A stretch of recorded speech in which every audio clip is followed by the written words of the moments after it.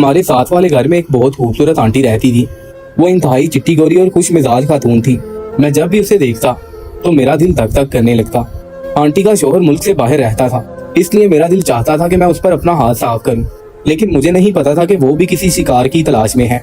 एक दिन मैं गली से गुजर रहा था कि उसने मुझे किसी काम से अपने घर में बुलाया। मैं घर में दाखिल हुआ तो उसने मुझे एक कमरे में बिठा दिया। मैं चुपचाप कमरे में जाकर बैठ गया। थोड़ी देर के बाद जब आंटी कमरे में दाखिल हुई तो उसने सुर्ख नाइटी पहन रखी थी। उसे देखकर मेरे होश उड़ गए। मैंने उसे काम का पूछा तो वो कहने लगी।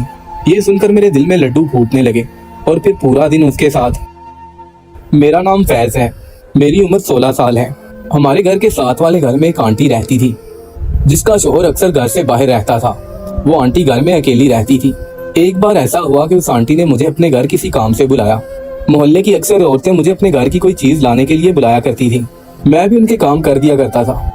यही वजह थी कि मैं जब भी घर से बाहर निकलता हर घर से यही आवाज आती, फैज जरा इधर आना, हमें थोड़ा सामान तो ला दो। मैं इस चीज का आदी हो चुका था, इसलिए बखुशी उनके काम कर देता। यूं वो काम करवा कर मुझे कुछ पैसे भी दे देती, इसलिए मैं भी उनका काम खुशी खुशी कर दिया करता था। चूंकि ये आंटी मेरी हमसाई थी, उनका हक भी हम पर ज्यादा था, इसलिए मैं उनकी बात सुनने के लिए चला गया। वो आंटी अपने घर के दरवाजे पर खड़ी थी। उन्होंने मुझे अपने करीब आने का इशारा किया तो मैं उनके पास जाकर खड़ा हो गया। वो मुझसे कहने लगी, फैज क्या तुम मुझे किराए पर डीवीडी ला दोगे? ये सुनकर मैं चौंक गया। मैं हैरानी से उनकी तरफ देखने लगा। आंटी ने मुझे बताया कि उनके किसी रिश्तेदार की शादी की मूवी आई हुई है और वो उन्होंने देखनी थी, तो मैं इसलिए उन्हें कहीं से डीवीडी प्लेयर ला कर दे दूं। पहले तो मैं हिचकिचाया क्योंकि वीडियो सेंटर वाले आजकल किराए पर कुछ भी नहीं दे रहे थे, मगर फिर मैंने सोचा कि आंटी ने पहली बार मुझसे कोई काम कहा है। अगर मैंने ये काम करने से इनकार कर दिया तो कहीं आंटी को बुरा ना लग जाए, इसलिए मैंने उनसे वादा कर लिया कि मैं उनको डीवीडी प्लेयर जरूर ला कर दूंगा। उस वक्त दोपहर का टाइम था, इसलिए मैं घर चला गया। लेकिन जैसे ही शाम हुई तो मैं अपने मोहल्ले के वीडियो सेंटर पर चला गया। ये दुकान मेरे किसी दोस्त की थी, इसलिए दोस्त ने मेरी जमानत पर डीवीडी प्लेयर दे दिया और साथ में ये शर्त भी रखी कि वापस भी तुम ही लेकर आओगे। मैंने उसकी बात मान ली और आंटी के लिए डीवीडी प्लेयर ले आया। मैंने आंटी को डीवीडी प्लेयर दरवाजे पर देना चाहा तो वो कहने लगी कि अंदर आकर इसे हमारी एलसीडी के साथ सेट भी कर दो। उन्हें मूवी चलाना भी नहीं आती थी। मैं इस काम में मास्टर था, इसलिए मैं उनके घर चला गया। उनका घर बहुत खूबसूरत था और अंदर से घर देखने से मुझे ये अंदाजा हो गया कि वो आंटी काफी पैसे वाली है। आंटी ने मुझे एक कमरे में बिठाया और कहा कि इस एलसीडी के साथ डीवीडी प्लेयर को सेट कर दो। मैंने उनको शादी की मूवी चलाकर दे दी। इस दौरान आंटी मेरे लिए चाय बनाकर ले आई और मजबूरन मुझे वो चाय पीनी पड़ी। तभी मेरा ध्यान मूवी की तरफ चला गया। उस शादी के फंक्शन में एक बहुत खूबसूरत लड़की नाच रही थी। वो इतना खूबसूरत तरीके से नाच रही थी कि मेरी चाय खत्म हो गई, मगर मुझे इस बात का एहसास तक न हुआ। तभी आंटी ने मुझे बताया कि ये मेरी बेटी है, आज इसकी तबीयत खराब है इसलिए सो रही है। ये सुनकर मैं उठ खड़ा हुआ और अपने घर आ गया। घर आकर भी मेरा सारा ध्यान आंटी की बेटी की तरफ ही था। वो मुझे अच्छी लगने लगी। दूसरे दिन आंटी ने मुझे डीवीडी प्लेयर दरवाजे पर ही दे दिया और अंदर आने को नहीं कहा। ये सुनकर मैं बुझ गया क्योंकि मैं शायद मौके की तलाश में था कि वो कब आंटी घर बुलाएगी और मैं उसकी खूबसूरत बेटी को देख पाऊंगा। पता नहीं उसे देखकर मैं क्यों बेचैन सा हो गया था। आखिर कई दिनों के बाद एक बार फिर आंटी को मुझसे काम पड़ गया। आंटी ने मुझे आवाज दी और कहा, बेटा हमारी मशीन खराब हो गई है, घर आकर जरा चेक कर देना। मैं जल्दी से घर के अंदर गया। मैंने मशीन चेक की तो उसके अंदर एक कपड़ा फंसा हुआ था। मैंने वो कपड़ा निकाल दिया, मशीन स्टार्ट की तो वो चलने लगी। ये देखकर आंटी खुश हो गई और कहने लगी, शुक्र है ये ठीक हो गई, मुझे कपड़े धोने थे। फिर कहने लगी कि मेरी बेटी के उठने का वक्त हो गया है। मैं जाने लगा तो आंटी ने मुझे कुर्सी पर बैठने को कहा। अरे बैठो बेटा, मैं तुम्हारे लिए कुछ खाने को लाती हूँ। इसी दौरान आंटी मेरे लिए कुछ बिस्किट और चाय लेकर आ गई। मुझे ख्याल आने लगा कि आंटी की बेटी भी घर में रहती है, लेकिन अभी तक मैंने उसे नहीं देखा। अब मेरा तजस्सुस बढ़ने लगा कि आंटी की बेटी को एक दफा देख लूं। मैंने उसे शादी की मूवी में देखा था और पता नहीं वो कितने साल पुरानी मूवी थी, और मैं उसे इसलिए भी देखना चाहता था क्योंकि आंटी खुद भी बहुत खूबसूरत थी। इसलिए मेरे दिल में ख्याल आया कि आंटी इस उम्र में इस कदर खूबसूरत है तो उसकी बेटी कितनी खूबसूरत होगी। तभी आंटी कहने लगी, तुम कुछ देर बैठो, अभी मेरी बेटी आ रही होगी, तुम्हें मैं उससे मिलवाती हूँ। वैसे मेरी बेटी मेरी तरह बहुत खूबसूरत है, मगर मेरी तरह खुशमिजाज नहीं है। वो बहुत कम बोलती है, इसलिए लोग उसे मगरूर समझते हैं। आंटी अपनी बेटी के बारे में मुझे बता रही थी। तभी उनकी बेटी वॉशरूम से बाहर निकली। उसे मेरा पता नहीं था, इसलिए वो बिना दुपट्टे के सर पर तौलिया लपेटे निकली। उसे देखकर मेरी आंखें फटी की फटी रह गईं, क्योंकि वो किसी परी से कम नहीं थी। उसके बाल गीले थे, ऐसा लग रहा था जैसे वो अभी शावर लेकर बाहर निकली है। उसने लाइट पिंक कलर का सूट पहना था जिसमें वो अप्सरा लग रही थी। उसे देखकर मैं हक्का बक्का रह गया। मैं फौरन उठ खड़ा हुआ तो तो आंटी ने अपनी बेटी से कहा, ये हमारा पड़ोसी फैज है, बड़ा ही अच्छा बच्चा है और मेरे तो अक्सर ये बहुत सारे काम कर देता है। ये सुनकर आंटी की बेटी ने मुझे रुककर देखा और फिर अपने कमरे में चली गई। आंटी कहने लगी कि वो अजनबी लोगों से ज्यादा बात नहीं करती। मेरी बेटी ने छोटी सी उम्र में बहुत बड़े दुख देख लिए हैं। फिर मैंने बातों ही बातों में उनके शोहर के बारे में पूछा। इस सवाल पर वो थोड़ा सा परेशान हो गई। उन्होंने एक लंबी सी आह भरी, फिर कहने लगी, वो पिछले 11 साल से कनाडा में मुकीम है, मगर कभी पाकिस्तान नहीं आए। वो हर माह इतने पैसे भेजते थे कि हमें किसी चीज की कमी नहीं थी, लेकिन मेरी सिर्फ एक बेटी ही है। शोहर भी घर से दूर है, इसलिए घर में मर्द की बहुत कमी महसूस होती है। काश हमारे घर में भी कोई मर्द होता जो बाहर के सारे काम कर देता। ये बताते हुए उनके चेहरे पर एक अजीब सी बेबसी थी। ना जाने क्यों मुझे उस वक्त उन पर बहुत तरस आया।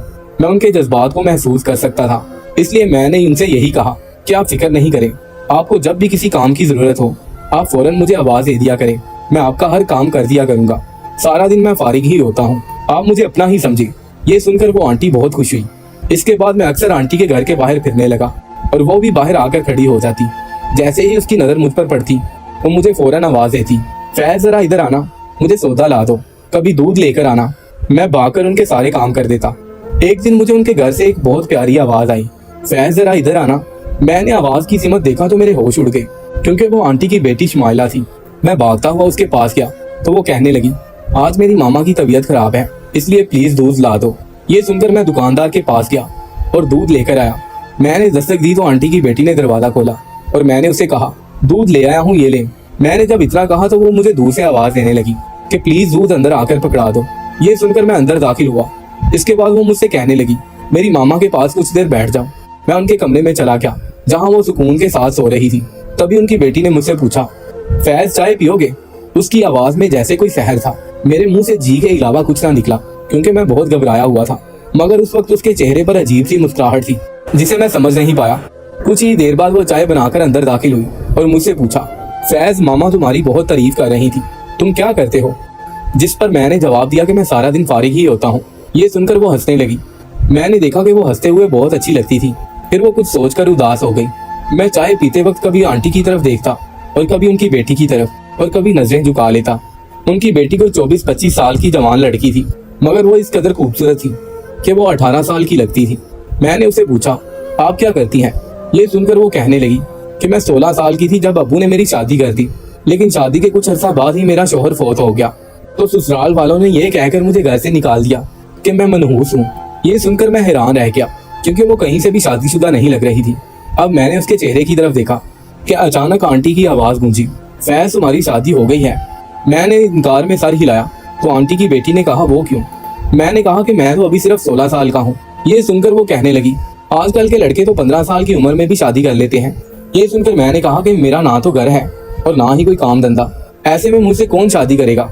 ये सुनकर आंटी की बेटी खामोश हो गई। इस दिन के बाद मैं किसी न किसी बहाने उनके घर चला जाता था। आंटी भी मुझे अंदर आने से मना नहीं करती थी और अब उनकी बेटी भी मेरे साथ बिला झिझक बात करती थी। एक दिन वो मुझसे कहने लगी, फैज तुम कब तक मोहल्ले वालों के काम किया करोगे? तुम कोई काम धंधा क्यों नहीं करते ताकि तुम्हारी शादी हो? ये सुनकर मैंने उसे कहा कि काम धंधे के लिए बहुत सारे पैसे चाहिए जो कि मेरे पास नहीं है। जिस पर वो कहने लगी, तुम कौन सा काम करना चाहते हो? मैंने कहा कि मैं दुबई जाना चाहता हूँ, मगर मेरे पास टिकट और वीजे के लिए पैसे नहीं है। ये सुनकर उसने मेरा हाथ पकड़ा और अपने कमरे में ले गई। उसने अपना कुछ पुराना जेवर कमरे से निकाला और मेरे हाथ पर रख दिया और कहने लगी, ये मेरी शादी का जेवर है जो मेरी मामा ने मुझे दिया था। ये अब मेरे किसी काम का नहीं है, शायद ये मेरी किस्मत में नहीं था। तुम ये बेचकर पैसे ले लो, शायद इससे तुम्हारा काम चल जाएगा।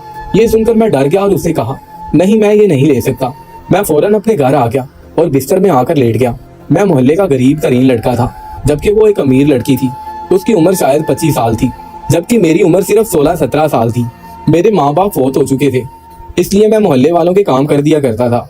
इस वजह से कोई और काम भी नहीं कर सकता था। लोग भी मुझे काम के बदले पैसे दे दिया करते थे। मेरा गुजारा अच्छा हो जाता था। मैंने अभी तक शादी नहीं की थी। सारा दिन मोहल्ले में आवारा फिरता और आंटी के घर भी अक्सर चला जाया करता था।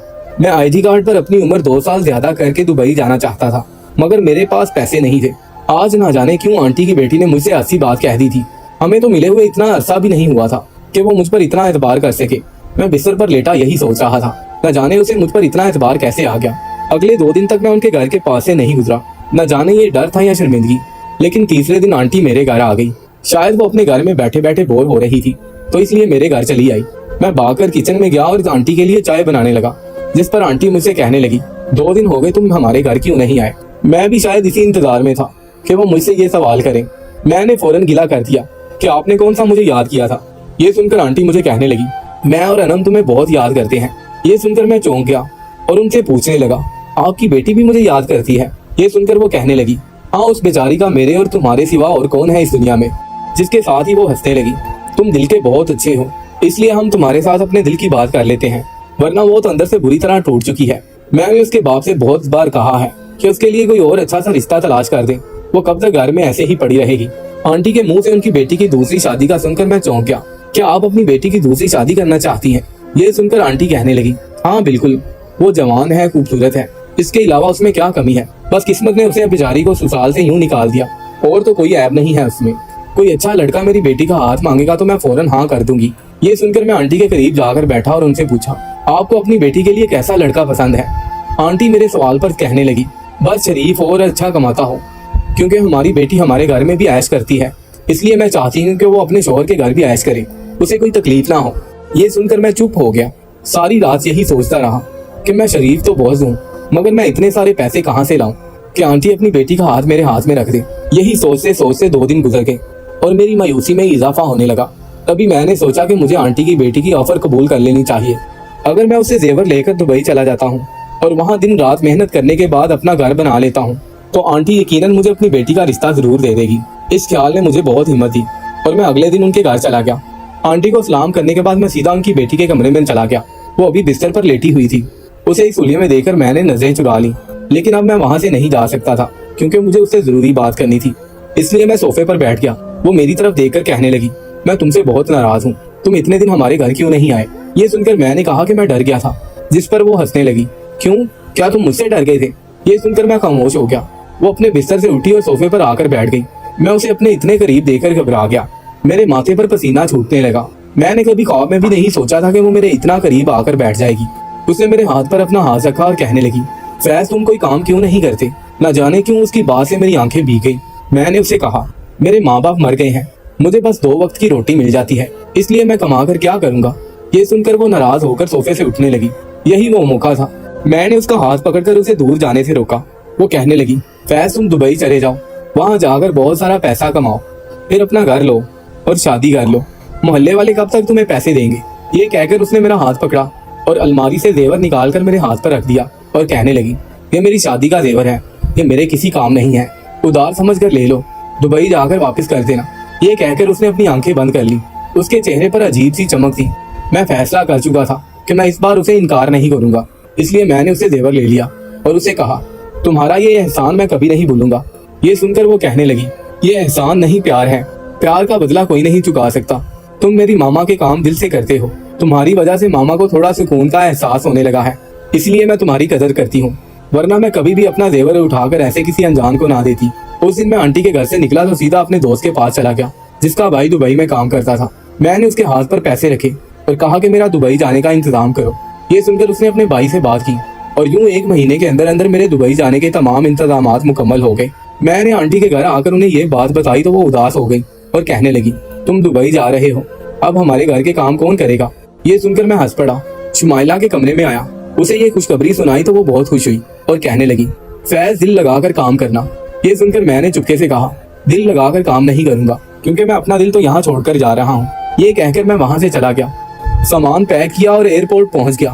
पहला महीना मेरे लिए बहुत मुश्किल था, क्योंकि मैं उसी दोस्त के भाई के पास काम करता था जिसने मुझे दुबई बुलाया था। जहाँ का काम मुश्किल से समझ में आता था, इसलिए मुझे 1 महीना लग गया। मगर जैसे ही मुझे काम समझ आया, मैंने सबसे पहले आंटी के घर कॉल की और उन्हें अपनी खैरियत बताई। आंटी मेरे बारे में सुनकर बहुत खुश हुई और मुझे बहुत सारी दुआएं दी और फिर फोन शुमाइला को दे दिया। मेरा दिल धड़कने लगा। मुझे समझ नहीं आ रहा था कि मैं उससे क्या बात करूं। वो खुद ही मुझसे बातें करने लगी और कहने लगी कि पैसे जमा करते रहना, फजूल खर्ची मत करना, ताकि तुम जल्दी से शादी कर सको। ये सुनकर मैं हंस पड़ा। शायद वो भी मुझसे प्यार करने लगी थी। यूं हर हफ्ते मैं आंटी के घर फोन करता था। दुबई आकर मुझे अपने वतन की याद सताने लगी थी। मैं जब भी आंटी के घर फोन करता तो आंटी थोड़ी देर मेरे साथ बात करके अपनी बेटी को फोन पकड़ा दिया करती थी और फिर हम काफी देर तक बातें करते रहते थे। इससे मेरे दिल को तसल्ली हो जाती थी और मैं एक बार फिर से जी जान लगाकर अपने काम में लग जाता। मुझे तनख्वाह मिली तो मैंने शुमाइला से पूछा कि मैं दुबई से तुम्हारे लिए क्या गिफ्ट भेजूं। ये सुनकर वो शर्माने लगी और कहा, मुझे कुछ नहीं चाहिए। मैं उससे बहुत कहता रहा मगर वो मेरी बात टाल देती।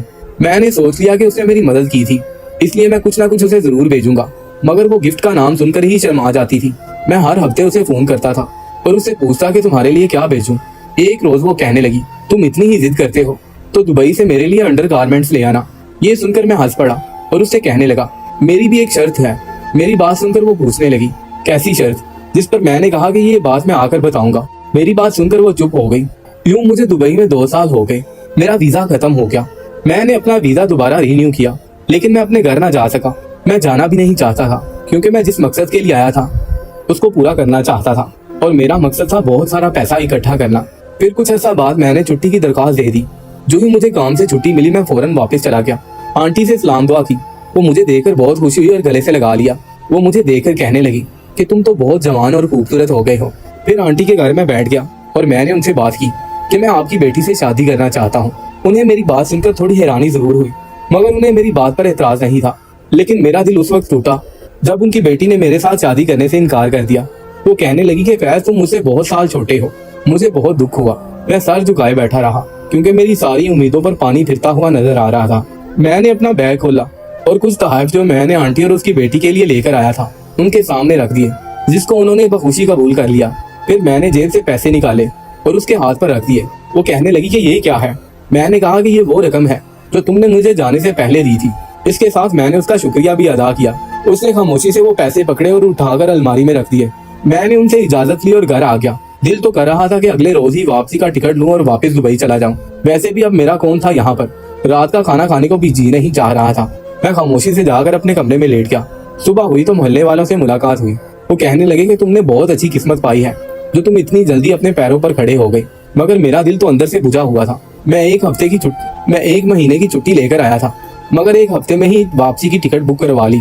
जाने से पहले एक बार फिर किस्मत आजमाने का सोचा और आंटी से जाकर दरख्वास्त की कि किसी तरह अपनी बेटी को मना ले। मैं उम्र में छोटा हूँ तो क्या हुआ, आपकी बेटी मेरे साथ बहुत खुश रहेगी। आंटी भी यही चाहती थी कि उसकी बेटी की शादी जल्दी से जल्दी हो जाए। आखिरकार मैंने और आंटी ने बहुत जोर लगाया और फिर शुमाइला को हमारी बात मानना ही पड़ी। उसकी हाँ पर मेरी खुशी की इंतहा न रही और यूं हमारी शादी हो गई। मुझे मेरी मोहब्बत मिल गई और मैं उसे अपने साथ दुबई ले गया। अब मेरे पास एक अच्छी नौकरी और अपना घर है। मेरे 3 बच्चे हो चुके हैं और हम हंसी खुशी अपनी जिंदगी गुजार रहे हैं।